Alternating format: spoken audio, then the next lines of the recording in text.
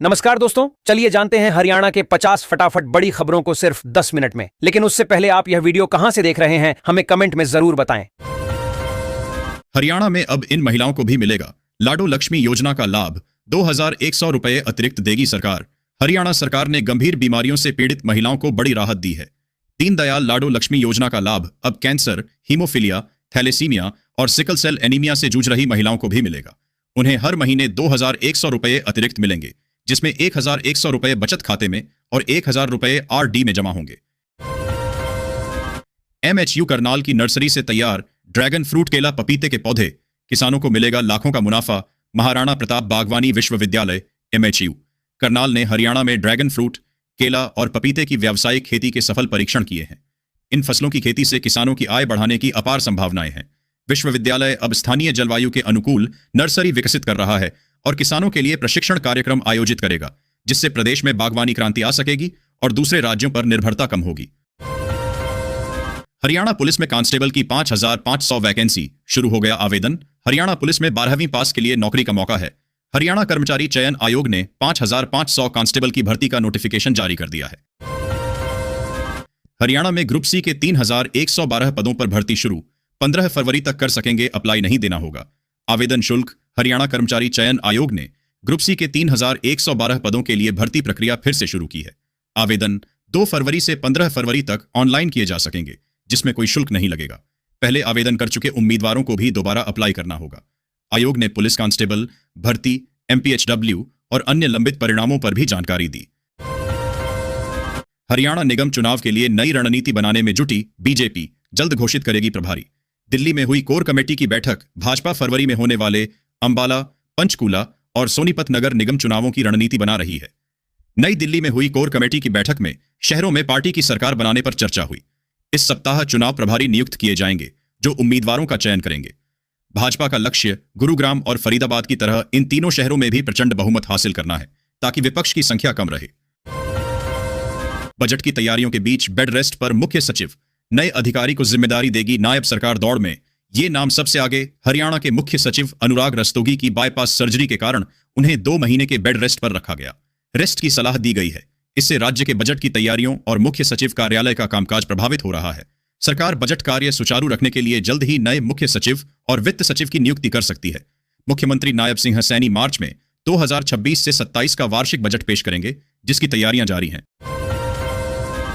हरियाणा नगर निगमों के चुनाव में जीत के लिए भिड़ेंगे बीजेपी और कांग्रेस। इनेलो, जजपा व एएपी ने अभी नहीं खोले पत्ते।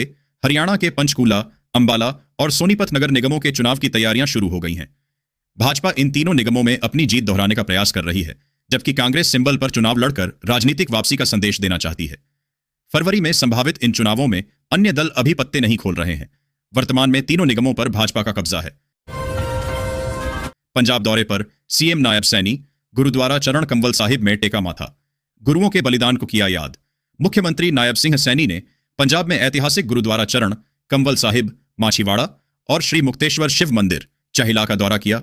उन्होंने गुरु साहिब का आशीर्वाद लिया और भगवान शिव का जलाभिषेक किया। सैनी ने गुरु गोविंद सिंह जी की शिक्षाओं और गुरुओं के बलिदान को याद किया। धर्म, साहस और मानवता के महत्व पर जोर दिया।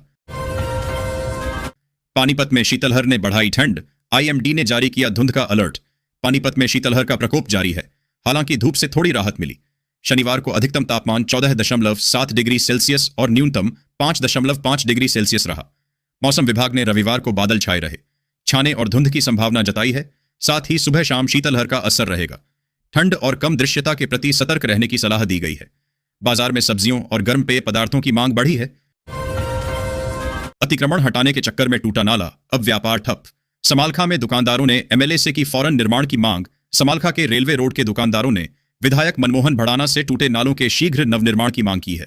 जुलाई 2023 में अतिक्रमण हटाते समय नाले तोड़े गए थे, जिससे व्यापार ठप हो गया है। विधायक ने अधिकारियों से बात कर जल्द काम शुरू कराने का आश्वासन दिया। नगर परिषद की 4 करोड़ 50 लाख की आरसीसी पाइपलाइन योजना की फाइल अटकी हुई है, जिससे दुकानदारों को भारी परेशानी हो रही है। हरियाणा की मिट्टी में बसे शास्त्री जी 1955 में भिवानी में गांधी प्रतिमा अनावरण से लेकर जय जवान जय किसान तक का अनोखा सफर। पूर्व प्रधानमंत्री लाल बहादुर शास्त्री का हरियाणा से गहरा नाता था। वे 1955 में भिवानी और 1965 में रोहतक आए थे। उन्होंने भिवानी में महात्मा गांधी की प्रतिमा का अनावरण किया और सहकारी समितियों को मजबूत किया। जय जवान जय किसान का नारा देने वाले शास्त्री जी को हरियाणा में सादगी, ईमानदारी और राष्ट्र सेवा के प्रतीक के रूप में याद किया जाता है। उनकी पुण्यतिथि पर हरियाणा की मिट्टी से उनके जुड़ाव को याद किया जा रहा है। दिल्ली आगरा हाईवे की सर्विस रोड बदहाल, फरीदाबाद में सीवर के पानी से बढ़ रही परेशानी। दिल्ली आगरा राष्ट्रीय राजमार्ग पर फरीदाबाद में सर्विस रोड की हालत बदतर है। बदरपुर बॉर्डर से गदपुरी तक भारी टोल वसूली के बावजूद कई जगहों पर सीवर का पानी भरा रहता है, जिससे सड़कें जर्जर हो गई हैं। वाहन चालकों को परेशानी हो रही है और दुर्घटना का खतरा बना रहता है। सड़क सुरक्षा समिति की बैठकों में भी यह मुद्दा उठता है, लेकिन NHAI और नगर निगम अधिकारी समाधान नहीं कर पा रहे हैं। फरीदाबाद के अस्थायी प्राइवेट स्कूल बिगाड़ रहे बोर्ड परीक्षा परिणाम। छात्रों का भविष्य दांव पर फरीदाबाद में कई प्राइवेट स्कूल बिना मान्यता के चल रहे हैं, जिससे बोर्ड परीक्षाओं के परिणाम खराब हो रहे हैं। 2024 से 25 में 4 स्कूलों का परिणाम शून्य रहा, जबकि 6 का 35% से भी कम। जिला शिक्षा विभाग इन पर कार्रवाई नहीं कर रहा है। डीओ ने अभिभावकों को दाखिले से पहले स्कूलों की मान्यता जांचने की सलाह दी है, ताकि छात्रों का भविष्य सुरक्षित रहे। फरीदाबाद में सड़क सुरक्षा बनी बड़ी चुनौती। भारी चालान के बावजूद नियम तोड़ रहे वाहन चालक। फरीदाबाद में हर महीने 18,000 चालान और जागरूकता अभियानों के बावजूद सड़क हादसे बढ़ रहे हैं। वाहन चालक मोबाइल पर बात करने, 3 सवारी बैठाने, गलत दिशा में चलने या बिना हेलमेट के गाड़ी चलाने जैसे नियमों का उल्लंघन करते रहते हैं। पुलिस के प्रयास, जिनमें CCTV निगरानी भी शामिल है, इन खतरनाक प्रथाओं को प्रभावी ढंग से रोक नहीं पा रहे हैं। खासकर कोहरे के मौसम में दुर्घटनाओं में वृद्धि की चिंता है। बिगड़ते रिश्तों के बीच फरीदाबाद में बांग्लादेशियों की धरपकड़ तेज। 85 को किया गया डिपोर्ट। फरीदाबाद पुलिस बांग्लादेश के साथ तनावपूर्ण रिश्तों के बीच अवैध रूप से रह रहे बांग्लादेशियों को ढूंढकर डिपोर्ट कर रही है। पिछले 4 महीनों में 85 बांग्लादेशियों को वापस उनके देश भेजा गया है, जिनमें पुरुष, महिलाएं और बच्चे शामिल हैं। ये लोग अक्सर कूड़ा छांटने का काम करते पाए गए हैं। पुलिस टीमें उन्हें हिरासत में लेकर दस्तावेज सत्यापन के बाद BSF के माध्यम से बांग्लादेश भेजती हैं। गुरुग्राम में सीजन का सबसे ठंडा दिन रहा रविवार। न्यूनतम पारा 3 डिग्री पर तक गिरा। गुरुग्राम में रविवार इस सीजन का सबसे ठंडा दिन रहा, जहां न्यूनतम तापमान 3 डिग्री सेल्सियस दर्ज किया गया। शीतलहर के कारण जनजीवन प्रभावित हुआ।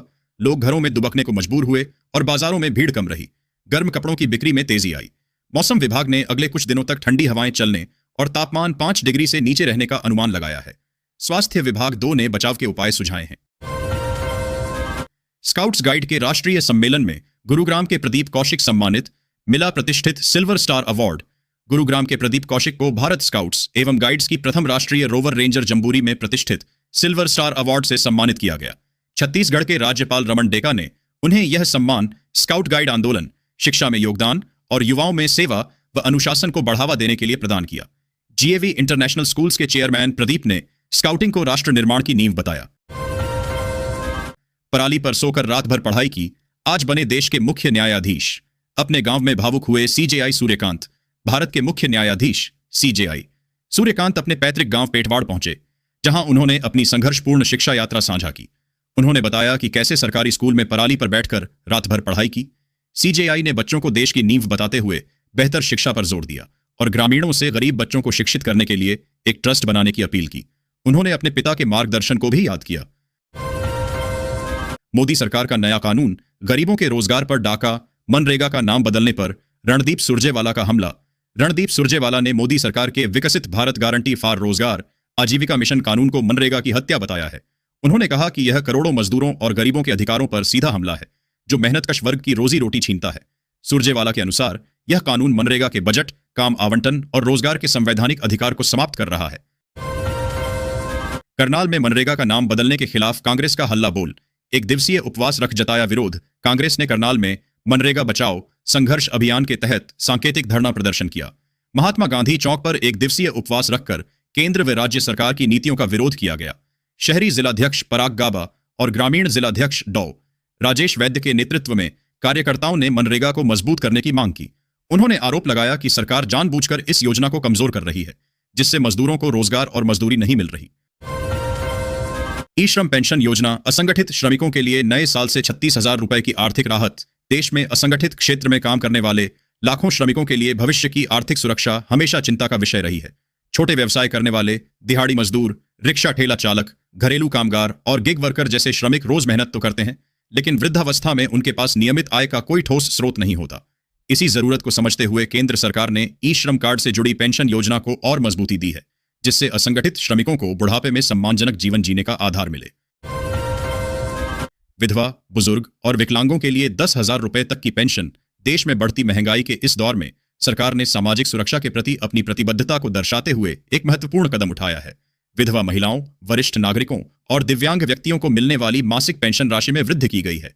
यह निर्णय इन वर्गों की लंबे समय से चली आ रही मांग को पूरा करता है, क्योंकि पहले की पेंशन राशि उनकी दैनिक जरूरतों को पूरा करने में पर्याप्त नहीं थी। अब सरकार ने पेंशन को अधिक व्यावहारिक और आवश्यकता आधारित बनाने का प्रयास किया है, जिससे आर्थिक रूप से कमजोर वर्गों को सम्मानजनक जीवन जीने में सहायता मिल सके। 12 से 17 जनवरी तक स्कूल कॉलेज बंद। जनवरी का महीना आते ही छात्रों, अभिभावकों और शिक्षकों के बीच छुट्टियों को लेकर उत्सुकता बढ़ जाती है। ठंड का मौसम, नए साल की शुरुआत और त्योहारों की श्रृंखला इस महीने को खास बना देती है। साल 2026 का जनवरी महीना भी छात्रों के लिए राहत और आराम भरा रहने वाला है। खासकर उत्तर भारत के कई राज्यों में 12 से 17 जनवरी के बीच छुट्टियों का ऐसा मेल बन रहा है, जिससे बच्चों को लगातार 4 से 5 दिन तक स्कूल और कॉलेज से ब्रेक मिल सकता है। 10वीं से 12वीं पास को मिल रहा घर बैठे काम, सैलरी 30,000 रुपए महीना। आज के डिजिटल दौर में नौकरी का मतलब सिर्फ ऑफिस जाना नहीं रह गया है। सरकार अब युवाओं और महिलाओं को घर बैठे काम से जोड़ने पर तेजी से ध्यान दे रही है। इसी दिशा में प्रधानमंत्री वर्क फ्रॉम होम योजना को आगे बढ़ाया गया है, जिसके तहत 10वीं और 12वीं पास उम्मीदवारों को घर से ही ऑनलाइन काम करने का मौका दिया जा रहा है। इस योजना के जरिए बेरोजगार युवा, महिलाएं और स्टूडेंट्स बिना किसी निवेश के काम शुरू कर सकते हैं। 6 महीने से जहर पी रहे 20,000 लोग। करनाल में सीवर लीकेज से दूषित हुआ पानी, कहां सोया प्रशासन। करनाल के रामनगर में करीब 50,000 लोग 6 महीने से दूषित पेयजल पीने को मजबूर हैं। सीवरेज लीकेज के कारण पानी गंदा आ रहा है, जिससे दस्त, बुखार जैसी बीमारियां फैल रही हैं।